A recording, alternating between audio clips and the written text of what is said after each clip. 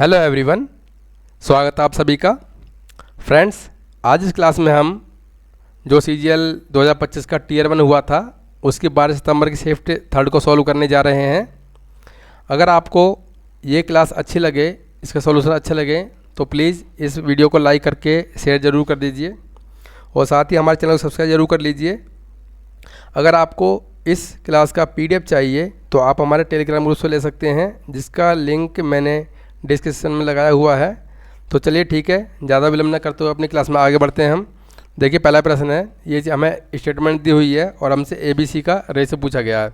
देखिए, एग्जाम में जो अप्रोच आपको अपनानी चाहिए वो आपको बताने जा रहा हूँ। ठीक है, क्या बोला गया? A का 60%। तो मैं क्या लिख सकता हूँ इसको? A का 60% का मतलब क्या है? A का 3/5, 3/5 ये किसके बराबर है?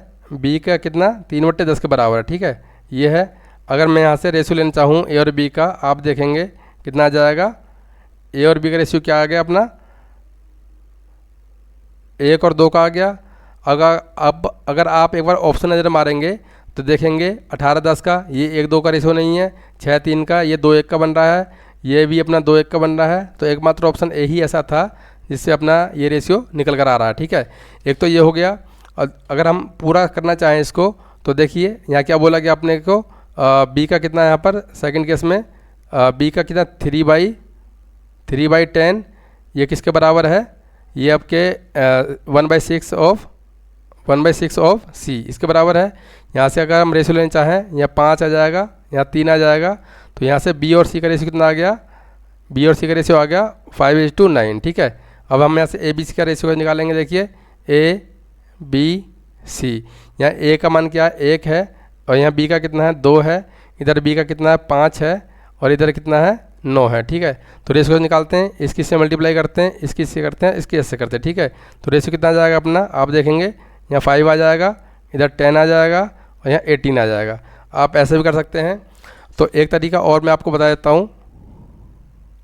देखिए, इसको मैं क्या लिखा था मैंने? इसका लिखा था A का कितना? 3/5 लिखा था। 3/5 ये बराबर है किसके? B के 3/10 के बराबर है। B के 3/10 के बराबर है। और ये किसके बराबर है? C के 1/6 के बराबर है। ये हमसे बोला गया है। ठीक है, जब सभी बराबर हैं तो मैं इन सबको = 1 मान सकता हूँ। ठीक है, अब देखिए इस केस में A की वैल्यू क्या होगी? A की होगी कितने? 5/3 हो जाएगी। और B की क्या हो जाएगी? 10/3 हो जाएगी। और आप देखेंगे C की क्या हो जाएगी? 6/1 हो जाएगी। ठीक है, अब मैं 3 से पूरे में मल्टीप्लाई कर दूँ तो यहाँ से हट जाएंगी चीज़ें, 3 हट जाएंगे और यहाँ 3 से मल्टीप्लाई कर दूंगा ऊपर। आप देखेंगे यहाँ से अपना रेशियो का आ रहा है 5, 10 और 18 का। ठीक है, आप ऐसे भी सॉल्व कर सकते हैं। तो चलिए अगला सवाल देख लेते हैं। इसमें बोला गया एक कार 1 मिनट में 0.875 किलोमीटर यात्रा करती है।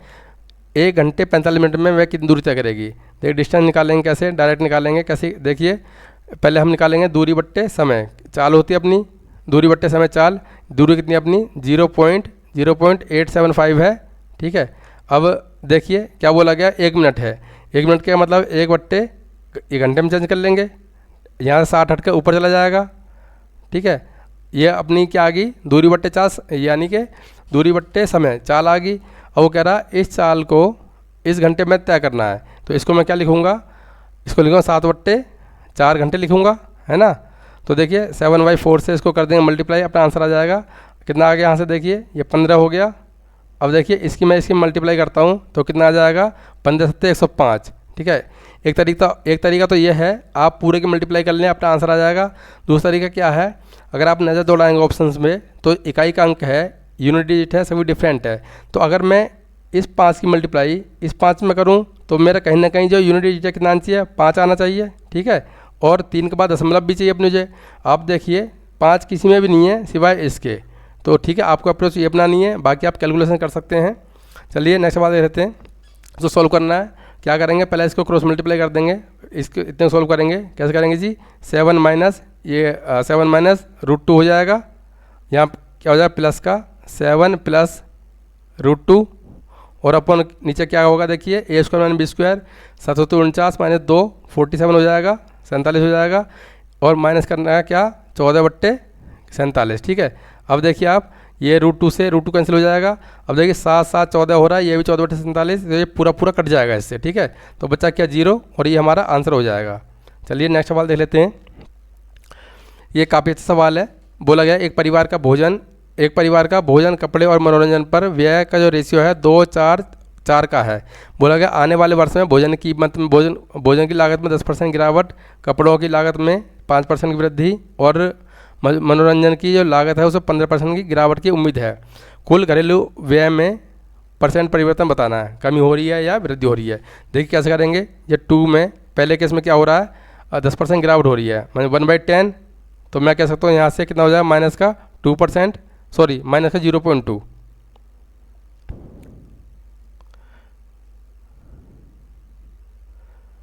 ठीक है। यहाँ से क्या हो रहा है माइनस का 0.2%, ये क्या हो रहा, कमी हो रही है एक तरह देखा जाए। दूसरे केस में क्या बोला गया है, दूसरे केस में बोला गया है 5% की वृद्धि हो रही है, तो इसका 5% निकालेंगे अपन, कितना आ जाएगा यहाँ से, यहाँ 5 चौक 20, यहाँ से क्या हो माइनस का सॉरी प्लस का हो जाएगा 0.2% यहाँ वृद्धि हो रही है, ठीक है। और यहाँ पर लास्ट में क्या बोला गया है 4 पर क्या बोला गया है 15% की गिरावट हो रही है, ठीक है। तो 15% निकालेंगे इसका 4 का, कितना आ जाएगा, ये आ जाएगा 0.06,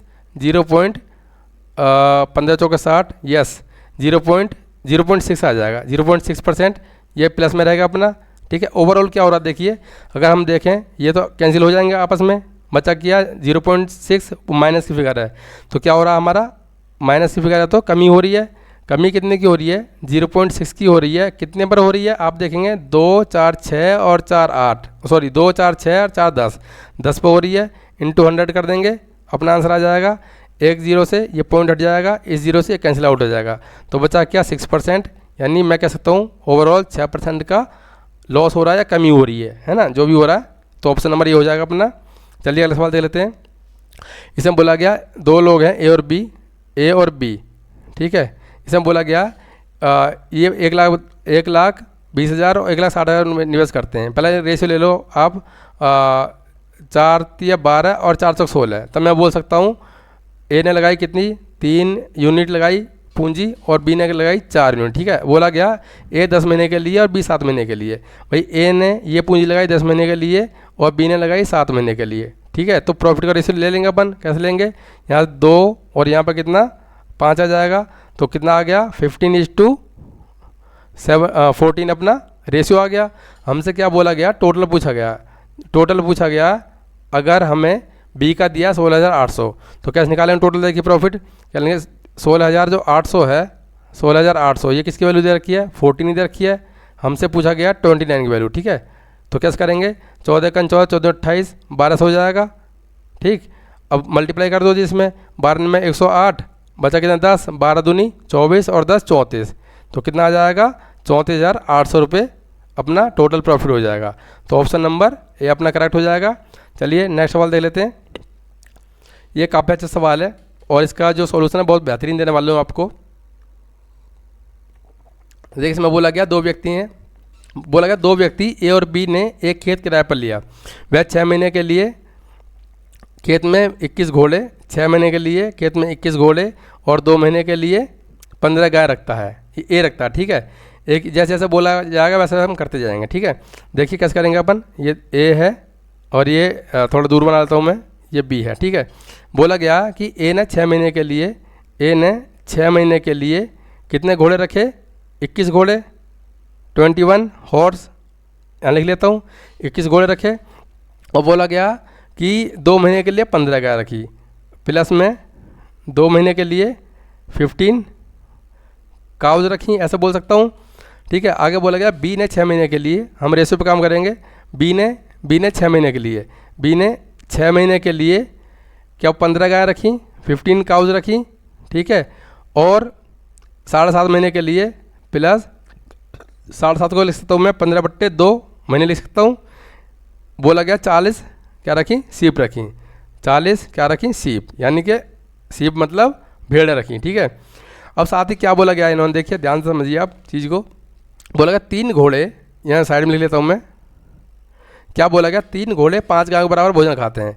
तो भैया जो 3 हॉर्स हैं अपने 3 हॉर्स हैं वो 5 जो काउज हैं उनके बराबर खाते हैं। तो यहाँ से 1 हॉर्स और 1 काउ का जो रेशियो आएगा क्या निकल गया 5:3 आ जाएगा, ठीक है। आगे बोला गया 6 गायें यानी 6 काउज किसके बराबर खाती हैं? 10 भेड़ों के बराबर, 10 शीप्स के बराबर। तो यहाँ से जो काउ और शीप्स का जो वो आ गया रेशियो आ कितना आ गया? 2 और 3 का, सॉरी 2 से काटेंगे, 2 पंजे 10 और 2 तिया 6, इतना आ जाएगा। तो देखिए यहाँ से अगर मैं इसका रेशियो लेना चाहूँ, देख काउज काउज कॉमन है तो काउ को बीच में रखूँगा, तो हॉर्स, काउज और ये शीप, ठीक है, इनका रेशियो ले लेंगे। पहले केस में 5 है हॉर्स, काउ कितना है? 3 है, ठीक है। इसमें क्या काउ कितनी है? 5 हैं, और इनमें शीप हैं कितनी है? वो 3 है ना। रेशियो की बात करेंगे हम तो कैसे लेंगे, आपको बता चुका हूँ, 5 25, और यहाँ देखेंगे आप 5 तिया 15, और यहाँ देखेंगे, एक मिनट, यहाँ गलत, हाँ सॉरी 3 है, इधर 3 है। ये जो है ना, आप देखिए शीप का जो रेशियो दे रखा है हमें वो 3 दे रखा है, 3 दे रखा है, तो कितना आ जाएगा? 3 तिया 9 हो जाएगा, ठीक है। अब क्या इन सब की वैल्यू रख देंगे अपन यहाँ पे। अब देखिए हॉर्स की कितनी है? हॉर्स की जगह क्या है? 25 है, तो मैं यहाँ 25 रख सकता हूँ, ठीक है, 25 रख दिया। और यहाँ पर काऊ की जगह कितना है? 15 है, ठीक है, तो यहाँ मैं इंटू में 15 रख सकता हूँ। और यहाँ पर जो आप देखिए यहाँ पर काऊ है, यहाँ पर इसको 15 रख सकता हूँ, और यहाँ जो शीप है इसकी जगह मैं 9 रख सकता हूँ, ठीक है। ये रेशियो निकालेंगे, अपना आंसर आ जाएगा, ठीक है। अब देखिए क्या 15 कट रहा है सभी में, ठीक, पहले से 2 से काट लो आप, ये कितना आ जाएगा? 20 आ जाएगा। अगर मैं 15 काट दूँ यहाँ से, 15 कैंसिल आउट हो जाएगा, 15 कैंसिल आउट हो गया, 15 हट गया। यहाँ से आप देखेंगे 5 5 25, और 3 से काटेंगे तो इसे काट लो, 3 दूनी 6, इतना आ जाएगा। अब क्या ये 10 से कट रहा है? क्या 10 कट रहा है इसमें? हाँ 10 भी कट जाएगा। आप देखेंगे 10 से 0 हट जाएगी यहाँ से, यहाँ 5 तिया 15 और 2 तिया 6, इतना आ जाएगा। यहाँ से अपना 5 से काटेंगे, 5 तिया 15 और ये 2 कट जाएगा यहाँ से, और यहाँ से 2 हट गया और 5 हट गया, तो आप देखेंगे कितना आ गया? 21 और 3 ये 24 आ जाएगा। जो ए का कितना है?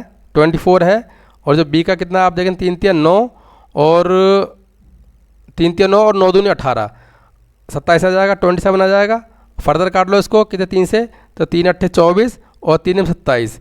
अब देखिए टोटल कितना है? टोटल है 17 पार्ट, इसमें ए कितने का है? एक पार्ट कितना? 8 है, तो 8/17 अपना राइट आंसर हो जाएगा, मीन्स ये अपना करेक्ट हो जाएगा।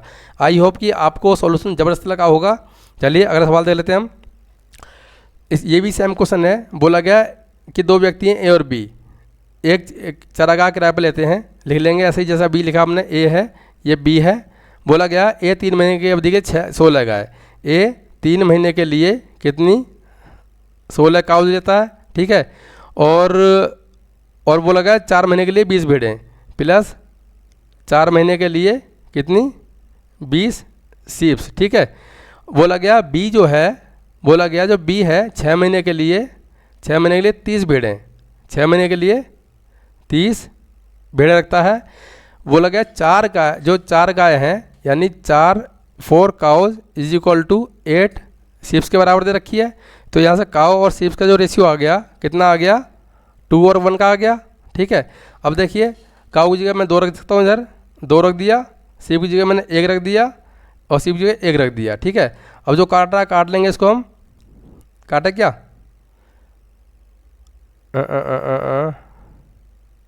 काट लेते हैं इसको। किससे जाएगा? 6 से, 4 से काट लेते हैं इसको। अगर 4 से काटेंगे तो ये 15 हो जाएगा, 2 से काटा इसको 15, ये 3 हो गया, ठीक है। और 4 से काटेंगे इसको, 4 से 4 हट गया पूरा, और 4 चौक 16 ये हट जाएगा। और किससे कट रहा है? 3 से नहीं कट रहा है, ये 5 से कट रहा है, 5 से भी नहीं कटेगा। तो आप देखेंगे 4 तिया 12, 12 दूनी 24, 24 और 20 कितना हो गया? 24 20 44 हो गया, ठीक है। ये कितना हो गया? 44 हो जाएगा ए, और जो बी है कितना हो जाएगा? 15 तिया 45, 15 तिया 45 हो जाएगा, ठीक है।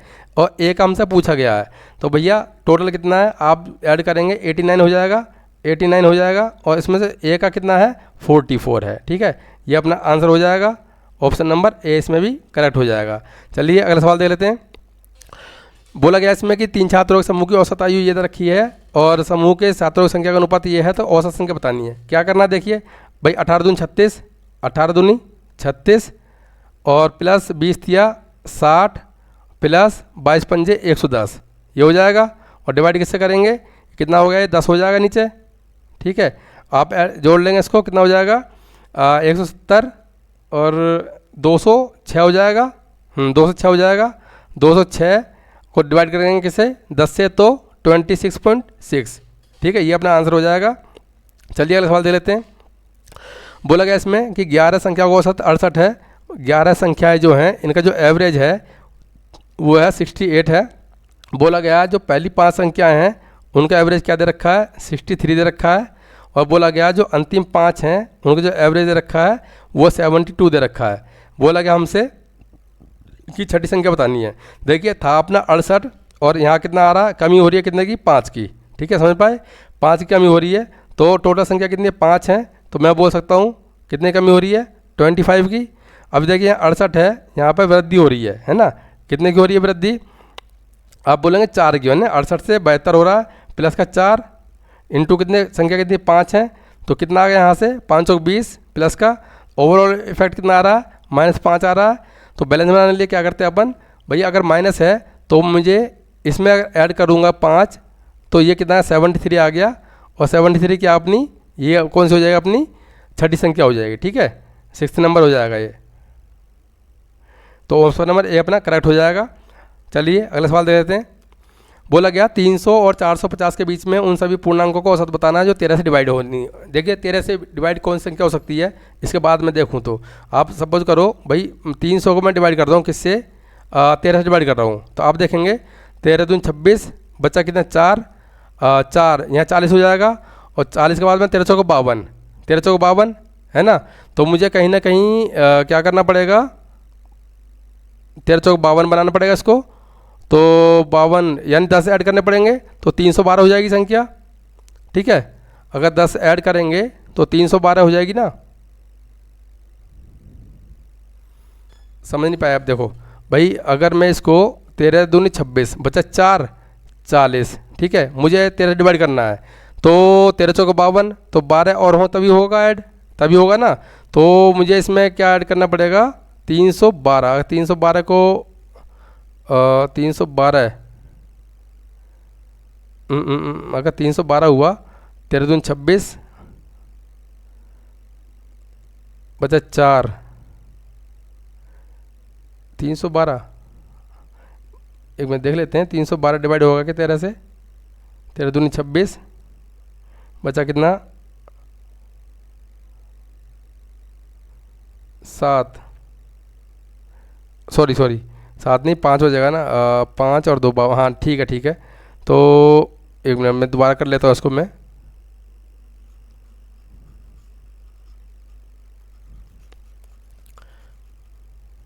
देखो ये 300 के बाद में कौन सी संख्या जो 13 डिवाइड होगी। अगर मैं 300 को डिवाइड करूँ 12 से तो आप देखेंगे 12 दूनी 26 12 दूनी 26 बचा कितना 4 बचा 40 हो जाएगा।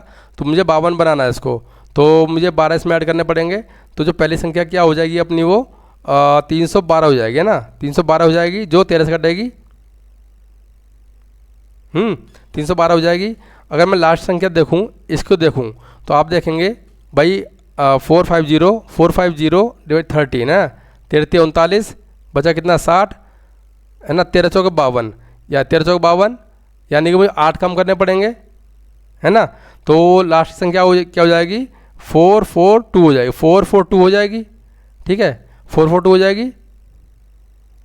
ठीक है, तो ये क्या अपनी ये फर्स्ट संख्या है जो अपनी कटेगी किससे 13 से। और ये अपनी लास्ट नंबर है ना, लास्ट नंबर है जो कटेगा 13 से। और देखिए जो एवरेज होता है, एवरेज क्या होता है मैंने आपको पहले भी लिखवा रखा है। एवरेज होता है फर्स्ट प्लस लास्ट बाई 2। ठीक है, तो इन दोनों जोड़ लेंगे कितना आ जाएगा यहाँ से, यहाँ 6 आ गया 2 और सॉरी 2 4 आ जाएगा। मैं क्या कर रहा हूँ यार,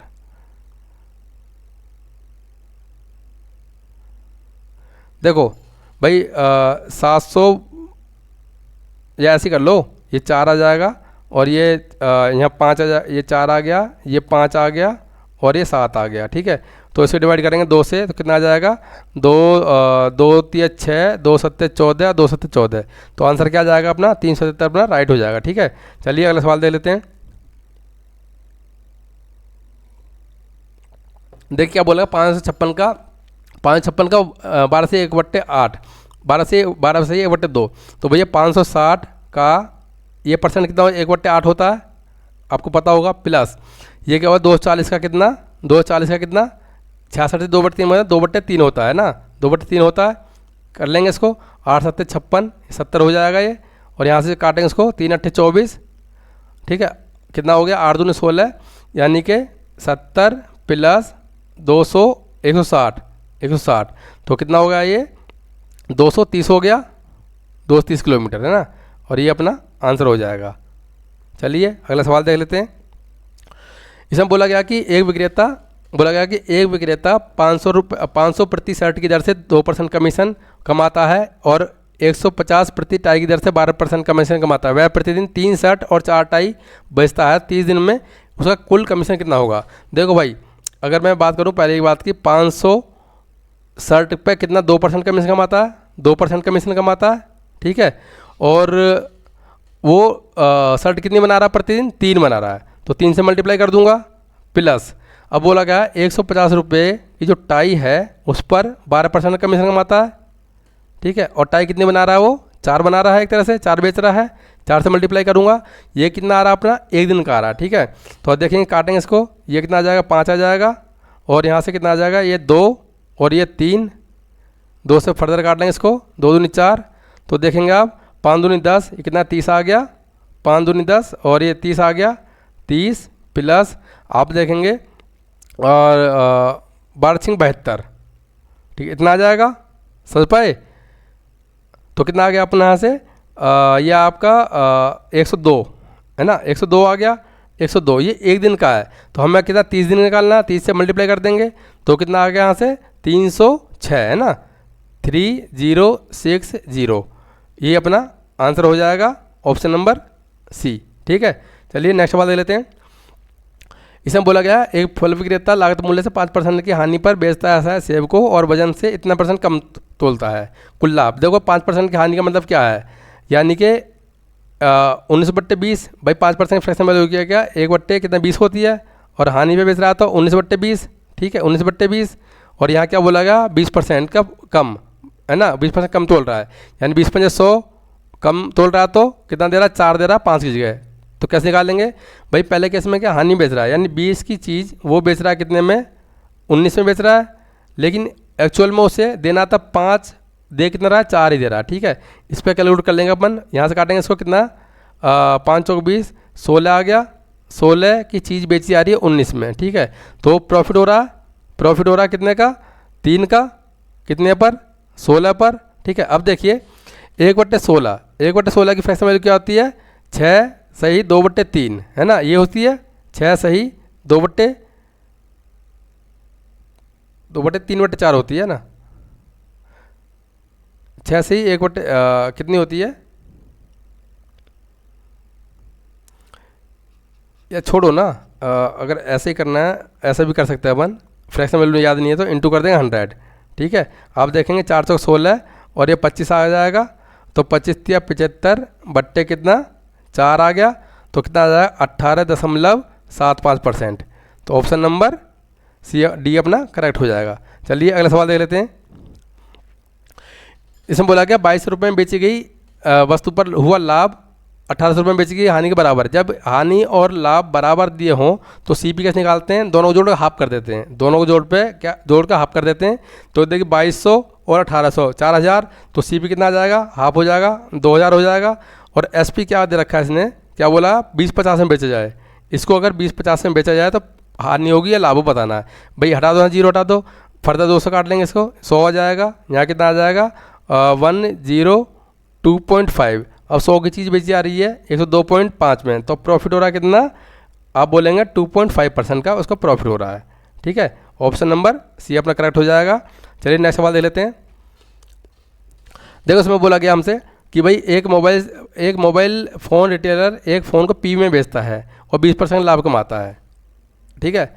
आप समझो कैसे करना है इसको। देखो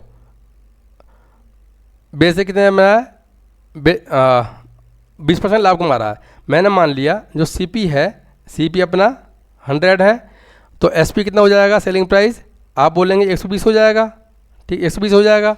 बोला गया कि एक त्योहारी ऑफर के लिए वह उसी फ़ोन को कितने बेचता है, 1.5 पी में बेचता है, यानी इसका कितने बेचता है, उसको 3/2 में बेचता है।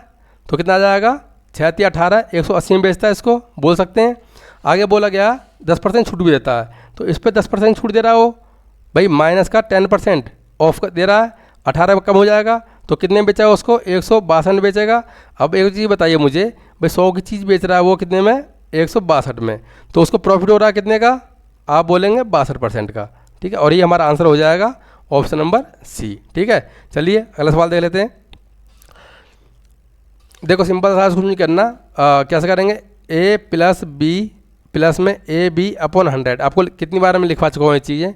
अब देखिए क्या बोला, यहाँ प्लस हो रहा 25 माइनस कितना 10, यहाँ माइनस हो जाएगा कितना आ जाएगा 25 × 10 अपॉन 100, तो यहाँ से कितना आ जाएगा अपना 15 माइनस का 2.5, तो अल्टीमेटली क्या निकल के आया 12.5% का उसको प्रॉफिट हो जाएगा, ठीक है। ऑप्शन नंबर बी अपना करेक्ट हो जाएगा। चलिए नेक्स्ट सवाल देख लेते हैं। देखिए इसमें बोला कि हमसे एक दुकानदार अपने माल पर लागत मूल्य 60% अधिक अंकित करता है, वह अंकित मूल्य 25% छूट देता है, ठीक है। बोला गया यदि वह 150 रुपये अतिरिक्त नगद छूट भी देता है, फिर वह लागत मूल्य 14% लाभ कमाता है, उसका लागत मूल्य बताना है। देखो भाई ये देखो कैसे करेंगे इसको, ये कॉस्ट प्राइस है अपना, और ये मान लीजिए मैंने रख लिया इधर, एक मिनट, देखो ये कॉस्ट प्राइस है, मैंने मान लिया मार्क प्राइस ये अपना, ठीक है। ये कितना है 60% अधिक, यानी कि अगर मैंने सीपी माना अपना 100, तो ये कितना हो जाएगा 160 हो जाएगा, ठीक है। आगे बोला गया अंकित मूल्य 25% छूट दी जाती है, तो 25% छूट दी जाती है, तो एसपी अपना कितना हो जाएगा, 25% कितना हो गया इसका, 25 × 416 120 हो जाएगा, 120 हो जाएगा, ठीक है। अब क्या बोला गया, यदि वह 150 रुपये की अतिरिक्त नकद छूट भी देता है, तो फिर भी लागत मूल्य पर 14% लाभ कमाता है। तो अब इस केस में जो एसपी कितना हो जाएगा 114 हो जाएगा, ठीक है। बोला गया लागत मूल्य बताना। अब देखो भाई यहाँ पे डिस्काउंट कितना मिल रहा था उसको, आप बोलेंगे 40% का मिल रहा था, ठीक है, 40 का मिल रहा था, और यहाँ पे कितने मिल रहा है, यहाँ मिल रहा है कितने का, 40% का मिल रहा है ना। तो अब मैं क्या बोल सकता हूँ, इन दोनों डिफरेंस है कितना 6 यूनिट, तो 6 की वैल्यू क्वेश्चन में क्या दी है 150 दी है, ठीक है। हमसे क्या पूछा 100 पूछा गया है, तो भैया एक की कितनी हो जाएगी, आप बोलेंगे 25 की 150 25 हो जाएगी, तो 100 की कितनी हो जाएगी, आप बोलेंगे 2500, कितनी हो जाएगी 2500, है ना, 2500 रुपये, और ये हमारा क्या हो जाएगा आंसर हो जाएगा। चलिए नेक्स्ट सवाल देखते हैं कौन सा है। देखो क्या बोला गया, 45 रुपये प्रति किलोग्राम वाली कितनी चीनी बोला गया 45 रुपये प्रति किलोग्राम वाली चीनी के लगभग कितने किलोग्राम को 32 रुपये प्रति किलोग्राम वाली 25 किलोग्राम चीनी के साथ मिलाया जाना चाहिए, ताकि मिश्रण को 43 रुपये 70 पैसे प्रति किलोग्राम में बेचें, 15% लाभ हो। तो ये कैसे करते हैं इसको हम, भाई ये 45 रुपये प्रति केजी है, ये 32 है, तो इसमें लगाएंगे एलिगेशन, ठीक है। ये कितना आ जाएगा,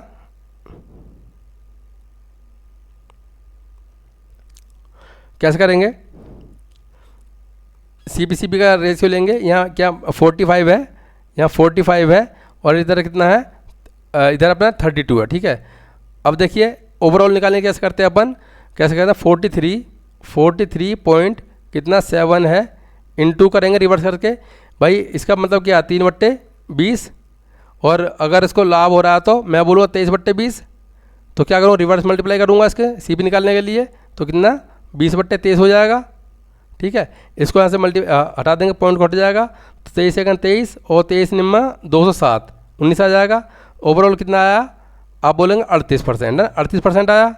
ये सारे क्या है, सॉरी केजी है ना, यहाँ पे एलिगेशन लगा देंगे हम, यहाँ कितना आ गया आप देखिए, यहाँ पे 6 आ जाएगा, और यहाँ कितना आ जाएगा, यहाँ आ जाएगा अपना 7 आ जाएगा ना, ये बोला गया।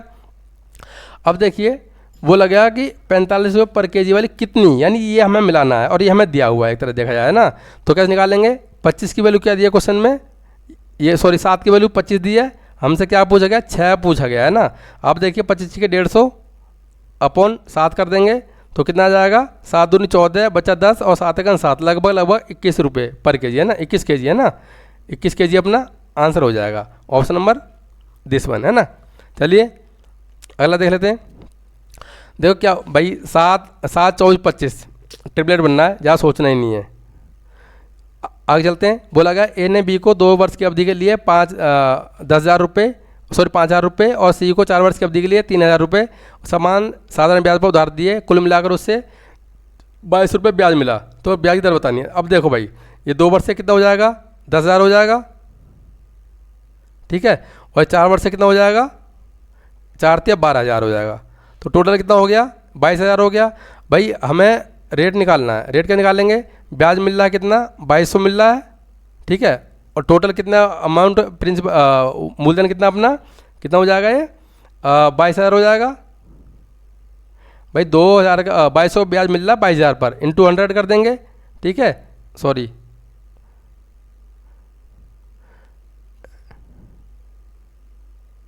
ठीक है भाई, ये 3 जीरो से ये 3 जीरो कैंसिल आउट हो जाएंगी, इससे जाएगा पूरा 10 बार है ना। तो आंसर क्या है अपना 10% अपना राइट आंसर हो जाएगा, ए अपना करेक्ट हो जाएगा। चलिए नेक्स्ट सवाल देख लेते हैं। बोला गया इसमें कि एक त्रिभुजाकार प्रिज्म का आधार 25 वर्ग सेंटीमीटर है, यदि ऊंचाई 20% बढ़ा दी जाए तो आयतन क्या होगा, है ना। यदि पहले ऊंचाई 10 थी, भैया अगर 10% बढ़ा दिया तो इसके समय हाइट कितनी हो जाएगी, आप बोलेंगे 12 हो जाएगी, ठीक है। और जो हमारा प्रिज्म का जो वो होता है, जो वॉल्यूम होता है, वो होता है अपना बेस एरिया इंटू हाइट। तो बेस एरिया कितना 25 है और हाइट कितनी अपनी 12 है। तो भैया 25 गुणा 12 कितना आ जाएगा, 300 आ जाएगा, 300 सेंटीमीटर क्यूब, ये अपना आंसर हो जाएगा। चलिए अगला सवाल दे लेते हैं। फिर से वही आगे सवाल, कमी हो रही है 2 बार, तो कैसे करेंगे, -10 माइनस प्लस हो जाएगा इस बार, 10 × 10 है ना, 10 × 10 बट्टे 100, तो कितना आ गया, 10 में से 1 गया तो 19, यानी माइनस का 19 आ रहा है, यानी कमी हो रही है ना, ये अपना आंसर हो जाएगा। चलिए अगला सवाल दे लेते हैं। इसे बोला गया एक बिल्डर के पास 100 मीटर बाड़ लगाने वाला तार है। आगे बोला गया इस तार का उपयोग करके गोलाकार बगीचे या एक गोलाकार बगीचे या एक वर्गाकार बगीचे को घेरने के लिए कर सकता है। वह यदि वह घेरे गए कुल क्षेत्र को अधिकतम करना चाहता है तो पूरे 100 मीटर तार का उपयोग करके सबसे बड़े संभावित गोलाकार बगीचे के क्षेत्रफल और सबसे बड़े संभावित वर्गाकार बगीचे के क्षेत्रफल का अनुपात बताना है। देखो भाई दोनों ही केस में, देखो यहाँ भी 100 मीटर है, 100 मीटर दोनों केस में, ठीक है। तो हम क्या करेंगे, रेशो ले लेंगे किस का, आर का और ए का। आर का कैसे लेंगे भाई, गोले की बात कर रहा तो πr² होता है, πr² 22/7 πr², ठीक है, r², सॉरी πr नहीं पेरीमीटर का लेंगे ना, इसमें पेरीमीटर का लेंगे। उसका टोटल जो लेंथ है 100 मीटर है ना, तो पेरीमीटर क्या 2πr होती है इसकी, गोले की 2πr 22/7 × r, ठीक है। और इसकी क्या होती है 4a होती है, क्या होती है 4a होती है इसकी वर्ग की। आप देखेंगे यहाँ से कितना आएगा, 2 आ जाएगा, 2 से काट लो फिर से, कितना आ गया 11 आ गया। अब देखिए r और a का जो रेशियो आया निकल कर कितना आया अपना, 7 कितना आया 11 आ गया, ठीक है। अब हमें पता है अगर 7 होता है तो उस केस में जो एरिया क्या होता है 154 होता है, समझ पाए, मैंने कल आपको टेबल लिखवाई थी, और इसका क्या कितना हो जाएगा 1:1 हो जाएगा, समझ पाए। तो भैया इनका रेशियो लेना अपने को, इसका रेशियो लेना है हमें, तो कैसे लेंगे, देखिए 11 का 11 11 चौक 44, ठीक है, और यहाँ 11 आ जाएगा। तो मेरा जो रेशियो आया कितना आया 14:11, लेकिन ऐसा ऑप्शन में है ही नहीं, तो मैं क्या करूँगा, इसको 11 से डिवाइड कर दूंगा, तो 14/11 और यहाँ कितना आ जाएगा 1 आ जाएगा, और इसकी अप्रॉक्स वैल्यू आएगी कितनी 1.25 1.27 और 1 का अपना क्या आ जाएगा रेशियो आ जाएगा, ठीक है, ये अपना आंसर हो जाएगा। चलिए अगला सवाल देख लेते हैं। इसमें बोला गया कि एक ऊर्ध्वाकार बेलनाकार बर्तन तेल से भरा हुआ है, 7 सेंटीमीटर त्रिज्या वाला एक ठोस अर्धगोलाकार पत्थर पूरी तरह से उसमें डूब जाता है, तेल का हिस्सा 3 सेंटीमीटर बढ़ जाता है, बेलन की त्रिज्या बतानी है। तो भाई दोनों को वॉल्यूम बराबर रख देंगे, πr², इसका क्या होता है πr² होता है πr²h, आर स्क्वायर होता है किससे, बेलन का पाई आर स्क्वायर। आर कितना 7 है अपना, सॉरी बेलन की त्रिज्या नहीं दिया हमें, पाई आर स्क्वायर, एक मिनट, हाँ ठीक है ना, पाई आर स्क्वायर इंटू एच 3, और यहाँ पर कितना आ जाएगा अपना ये क्या अर्धगोलाकार 2/3 पाई आर क्यूब होता है, 2/3 पाई आर क्यूब, आर क्यूब यानी 7 इंटू 7 इस तरह करेंगे, ठीक है। इससे कैंसिल आउट हो जाएगा। तो आप देखेंगे तो आर ने यहाँ से क्या आया भाई, 7 कॉमन आ जाएगा बाहर, और अंदर क्या बचा अपना 7 दूनी 14 बचा, और यहाँ नीचे क्या आएगा 3 3 9, 9 का 3 बाहर आ जाएगा। अब देखो अगर मैं इसकी अप्रोक्स वैल्यू निकालना चाहूँ, अगर मैं इसकी अप्रोक्स में ही वैल्यू निकालना चाहूँ तो इसके मान लो 16 मान लिया मैंने, तो 16 किसका होता है, 4 का होता है, 7 चौक 28, 28/3, तो अप्रोक्स में क्या आएगा आप देखेंगे 3 में 27, यानी कि 9 से थोड़ा कम आएगा, लेस देन 9, ठीक है। और ऑप्शन के अकॉर्डिंग चलो थोड़ा सी कम आएगा, तो ऑप्शन नंबर सी अपना करेक्ट हो जाएगा, बाकी दूर दूर है, ठीक है। चलिए लास्ट सवाल देख लेते हैं।